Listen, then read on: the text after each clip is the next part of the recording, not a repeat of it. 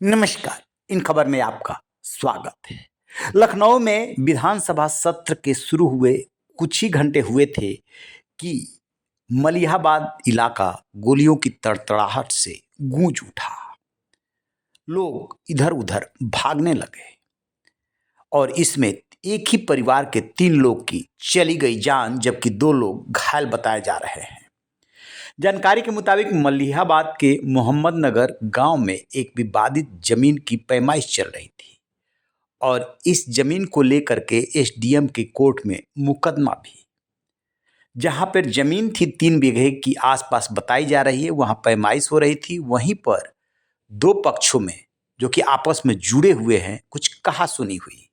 फिर ये आ गए अपने घर और वहां पर एक पक्ष पूरी तैयारी के साथ पहुंचा और उसने कर दी फायरिंग, जिसकी वजह से रहमतनगर निवासी फरहीन और उनका बेटा हल्दा की जान चली गई।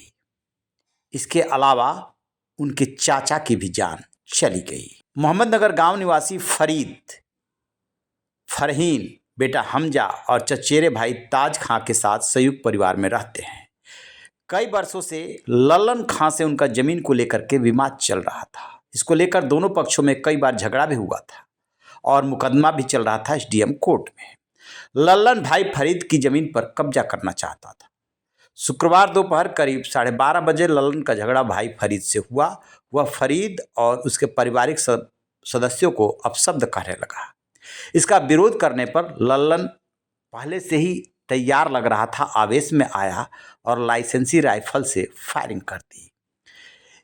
तो इस तरीके से इसमें 5 लोग घायल हुए, जिसमें कि 3 की जान चली गई। वो एक ही पक्ष के हैं, फरहीन है, उनका बेटा हमजा है और एक चाचा हैं, उनकी जान गई है। देवरिया कांड के बाद जमीन मामले को हल करने के लिए सीएम ने बहुत सख्त निर्देश दिए थे, लेकिन इस मामले में खास बात ये रही कि मौके पर लेखपाल समेत प्रशासनिक अमला तो था, लेकिन पुलिस नहीं थी। अब सुनिए कि पुलिस कमिश्नर लखनऊ इस घटना को लेकर के क्या बता रहे हैं। सर, क्या पूरी घटना हुई है? आपका ये जो पूरी घटना है, क्या पूरी घटना सामने आई है? इसमें कौन आरोपी है और वजह क्या रही सर? इस पूरे प्रकरण में अभी तक की जांच से ये पता चला है कि 2 पक्षों के बीच में भूमि विवाद था, जिसमें आज पैमाइश करने के लिए यहाँ पर लेखपाल आए थे। जी सर। पैमाइश के दौरान कुछ विवाद हुआ, उसके पश्चात दोनों पक्ष जो है वो यहाँ पर आए थे, जहाँ पर ये घटना हुई है। यहाँ पर भी कुछ देर तक इनके बीच में बात हुई है। इसके पश्चात जिन लोगों ने यह घटना कारित की है, उन्होंने अपने लाइसेंसी असलहा से यहाँ पर जो वाद विवाद बढ़ा, तब उसके बाद गोली चलाई है और जिसमें एक 17 साल के बच्चे की, उसके माँ की और एक उनके जो चाचा है उनकी डेथ हुई है। इसमें ये भी बात अभी तक पता चली है कि इनका ये आपस में रिश्तेदार है। जो महिला जिनकी मृत्यु हुई है और जिन्होंने ये घटना की है, वो उनके चचिया ससुर हैं। तो ये इनकी क्लोज रिलेशनशिप है और किसी तरीके से ये वाद विवाद का स्वरूप देकर ये घटना हुई है। अभी तक हमने जो घटना में प्रयुक्त जो लाइसेंसी असला है वो बरामद किया है। 315 बोर की वो राइफल है और जिस थार से ये अभियुक्त यहाँ पर आए थे, जहाँ पैमाइश हुई थी, और उसके पश्चात इस घर में आए थे वाद विवाद करने के लिए। जैसा कि आपने सुना, वो बता रहे हैं कि पुलिस को सूचना ही नहीं दी गई थी, पैमाइश हो रही थी, प्रशासनिक अमला वहाँ मौजूद था। इस वजह से पुलिस गई नहीं थी जब उसे सूचना नहीं थी और इसी बीच में ये घटना हो गई है। ये भी खबर मिली है कि जिस लल्लन ने ये सब कुछ किया है, उसका आपराधिक रिकॉर्ड भी बताया जा रहा है और इस आपराधिक रिकॉर्ड के होते हुए राइफल की लाइसेंस कैसे बन गया? सक्षम कोर्ट से या किसी अधिकारी के स्तर से फिलहाल इसकी जानकारी नहीं कर पाए हैं, लेकिन पैमाइश जो हुई है उसमें चूंकि थाने को सूचना नहीं थी, जिसके कारण वहाँ पर फोर्स नहीं था और विवाद जो चल रहा था वो चूंकि एसडीएम कोर्ट में भी था, तो ये पुराना लंबित विवाद था।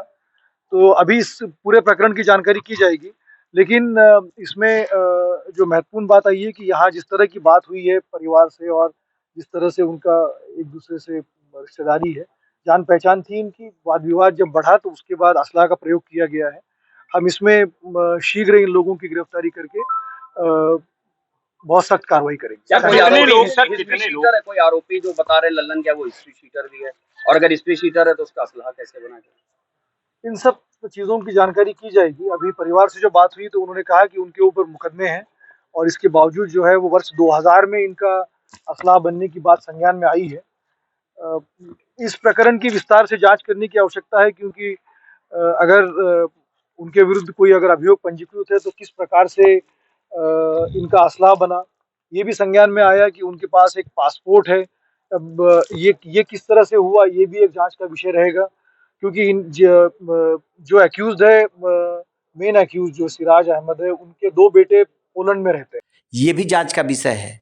जिस थार गाड़ी में वो आए थे वो राइफल सब बरामद हो गई है, लेकिन 3 लोगों की जान कहाँ से वापस आएगी और 2 अभी गंभीर हालत में है। रहिए बेखबर, देखते रहिए इन खबर। Thank you.